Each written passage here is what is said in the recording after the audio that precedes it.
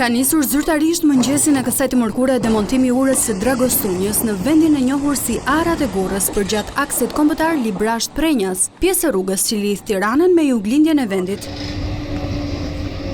Struktura u dëmtuar rënd si pasojë rrëshqitjes dhe fundosjes së tokës, duke dalë plotësisht jashtë funksionit.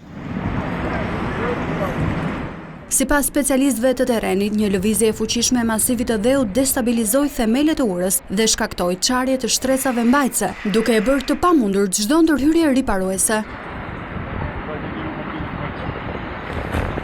Për shkak të rrezikut të lartë për qarkullimin dhe sigurinë publike, u vendos shembja e kontrolluar e strukturës ekzistuese. Punimet po kryhen me mjete të rënda dhe nën masa të repta sigurie, pasi zona avion të konsiderohet me risk të lartë gjeologjik. Një ditë më parë u demontua edhe linja 110 kV e tensionit të lartë. Sipas raportimeve teknike, lëvizjet e tokës mbeten aktive në disa segmente përreth. Shembja e urës ka thelluar krizën e qarkullimit në këtë arterie të rëndësishme lidhëse, duke izoluar përkohësisht komunitetet të tëra dhe duke devijuar trafiku në rrugë alternative rurale, të cilat nuk e përballojnë dot fluksin e shtuar të automjeteve.